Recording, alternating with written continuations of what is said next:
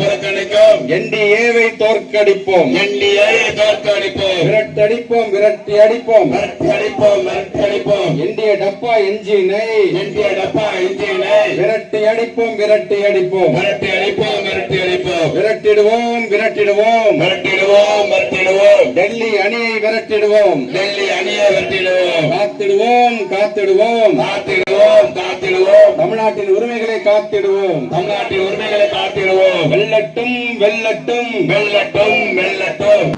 இங்க திமுக கூட்டணி சார்பாக நடைபெற்ற இந்த ஆர்ப்பாட்டம் என்பது கேஸுடைய விலையை கண்டித்து இன்னைக்கு நாடு முழுவதும் திமுகவின் தலைமையில் ஆர்ப்பாட்டம் நடைபெற்றது. இந்த ஆர்ப்பாட்டம் என்பது எதிர்காலினாக்க 2014ஆம் ஆண்டு நரேந்திர மோடி பதவியேற்ற பின்பு இந்த கேஸ் விலை என்பது 30 முதல் 40 முதல் ஏறி இருக்கு.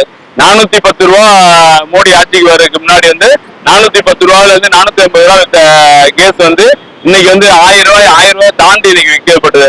என்னன்னா நீங்க பாத்தீங்கன்னாக்க இன்னைக்கு ஈரானுக்கும் அமெரிக்கா இஸ்ரேல் போர் நடைபெற்றுக் கொண்டிருக்குது.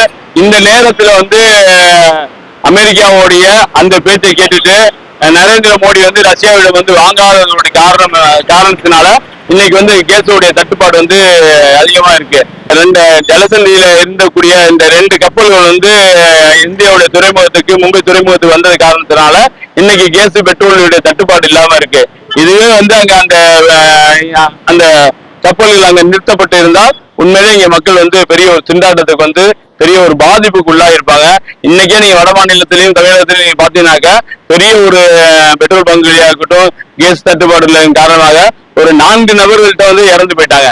இதுக்கெல்லாம் காரணம் என்னன்னு கேட்டீங்கன்னாக்க அமெரிக்காவுடைய பேச்சை கேட்டுட்டு ரஷ்யாவோட நரேந்திர மோடி வாங்காததோட விளைவு தான் இன்னைக்கு இவ்வளவு பெரிய தட்டுப்பாடு.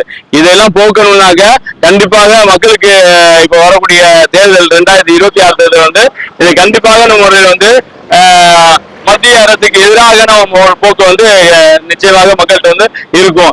அதோட கூட்டணியில இருக்கக்கூடிய அந்த கூட்டணியில இருக்கக்கூடிய எடப்பாடி பழனிசாமியா இருக்கட்டும், அந்த கூட்டணியில் இருக்கக்கூடிய பாட்டாளி மக்கள் கட்சியா இருக்கட்டும், மற்ற ஏனைய கட்சிகளுக்கும் இது தமிழ்நாட்டு மக்களுக்கு நல்ல ஒரு பாடம் புகட்டுவார்கள். அவருக்கு நிச்சயமாக இந்த முறை திமுகவுக்கு மக்கள் ஒரு நல்ல ஒரு வாய்ப்பினை தருவாங்க.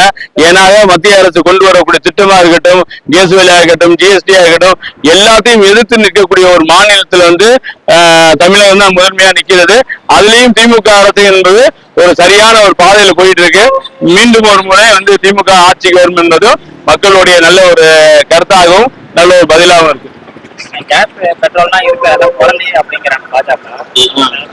இல்ல அதுவெல்லாம் திட்டமிட்டு பரப்பப்பட்ட ஒரு சொல்லாடல். என்னன்னு கேட்டீங்கன்னாக்க உண்மையில இன்னைக்கு 22 கப்பல்கிட்ட இன்னைக்கு ஜலசந்தியில நின்றுட்டு இருக்கு. அதுவெல்லாம் விட்டா மட்டும்தான் இன்னைக்கு இந்த தட்டுப்பாடு நீக்கப்படும். இன்னைக்கு ரஷ்யாட்ட மத்திய அரசு வாங்குறேன்னு சொல்லுது. வாங்குறேன்னு சொன்னதுக்கு அப்புறமா அமெரிக்கா 1 மாதத்துக்கு மட்டும் நீங்க வாங்கி அந்த இது இங்க வரக்கூடாதையும். 2வது வளைகுடாவில் இன்னைக்கு நடக்கக்கூடிய நீங்க கத்தாரோட துறைமுகத்துல இருந்தா இந்தியாவுக்கு பெரிய ஒரு எண்ணெய் வந்துட்டு இருக்கு, கேஸ் வந்துட்டு இருக்கு. இன்னைக்கு அங்க நடக்கக்கூடிய போரின் மூலமாக மக்கள் அங்க இருக்கக்கூடிய கப்பல்கள் போகாம இருக்கு, வர முடியாம இருக்கு. அந்த அவங்க அனுமதி கொடுக்கப்பட்டாலும் இங்க வருவதற்கு கண்டிப்பாக 40 நாள் முதல் 44 நாள் வரை வருங்கிறாங்க. அதனால இந்த இது இப்போதைக்கு மக்களுக்கு கண்டிப்பான ஒரு பாதிக்குது. நிச்சயமாக சீக்கிரமா தீரக்கூடிய பிரச்சனை இல்லை. இது மத்திய அரசு அவங்களோட வெளியுறவுத்துறை கொள்கையில இருக்கக்கூடிய அந்த இந்த தன்னம் தான் இன்னைக்கு நாட்டோட மக்கள் இவ்வளவு பெரிய பாதிப்புக்குள்ளாகிறாங்க. இன்னைக்கு உலகத்திலேயே 143 கோடி மக்கள் வாழக்கூடிய இந்தியாவுக்கு பெரும் ஒரு கஷ்டமும் பெரிய ஒரு நஷ்டமும் இதனால வருங்கிறதும் மக்களுடைய கருத்து. மதசார்பற்ற முற்போக்கு கூட்டணியின் சார்பில் திராவிட முன்னேற்ற கழகத்தின் தலைமையிலான கூட்டணியின் சார்பில் கேஸ் சிலிண்டர் தட்டுப்பாட்டை உடனடியாக மைய அரசு தீர்ப்பதற்கான வழியை செய்ய வேண்டும் என்கிற காரணத்திற்காகவும் வளைகுடா நாடுகள் பகுதியிலே ஏற்பட்டிருக்கிற அந்த போர் முடிவுக்கு கொண்டு வர இந்திய அரசு அதற்கான பேச்சுவார்த்தையை ஐநா மன்றத்திடம் முன்வைக்க வேண்டும் என்றும் தொடர்ந்து ஒன்றிய அரசு தமிழ்நாட்டிற்கான தேவைகளான திட்டங்களை கிடப்பில் போடுவதும், அது கல்வி திட்டமாக இருந்தாலும், மெட்ரோ ரயில் திட்டமாக இருந்தாலும், இன்னும் இயற்கை பேரிடரான வெள்ள நிவாரண நிதியாக இருந்தாலும், தமிழகத்திற்கு எந்த ஒரு முன்னணியான திட்டங்களுக்கும் மைய அரசு முன்வந்து அதற்கான தொகையை விடுவிக்கப்படுவதில்லை. இதுபோன்ற தமிழகத்தை ஓரவஞ்சனையாக பார்க்கிற இந்த மைய அரசை கண்டித்து இன்றைக்கு மதசார்பற்ற முற்போக்கு கூட்டணியின் சார்பில் நடைபெற்ற ஆர்ப்பாட்டம் விடுதலை சிறுத்தைகள் கட்சி ஆகிய நாங்களும் அதில் பங்கேற்றோம்.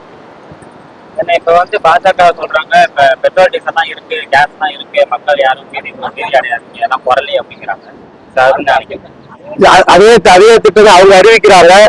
ஆனா இன்னைக்கு காலையில தமிழ்நாட்டு மைய அரசுடைய கட்டுப்பாட்டில் இருக்கக்கூடிய மாநில அளவிலான கட்டுப்பாட்டு ஆணையம் இருக்குல்ல, அந்த ஆணையத்தினுடைய ஆணையம் சொல்லியிருக்காரு, இன்னும் ஒரு வாரம் மட்டும்தான் இங்கு தாக்கு பிடிக்க அப்படின்னு சொல்லியிருக்காரு. இந்த ஒரு வார காலம் தான் இதை நாம் தாக்கு பிடிக்க முடியும். அதன் பிறகு ஒரு கட்டுப்பாடு நிலை ஏற்படும் என்று சொல்லியிருக்கிறார்கள்.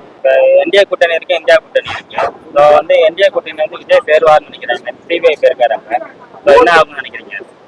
அது விஜய் என்ன முடிவு எடுக்கிறாரு அப்படிங்கிறது அவருக்கு தான் தெரியும். ஏன்னா அவருக்கு தொடர்ந்து அவருக்கு வலை வீசப்பட்டு கொண்டே இருக்கிறது. அதுல ஒரு சிக்கலாரா சிக்கலையா என்பது வந்து அவர் கட்சி எடுக்கிற முடிவு தான், அவர் எடுக்கிற முடிவு தான்.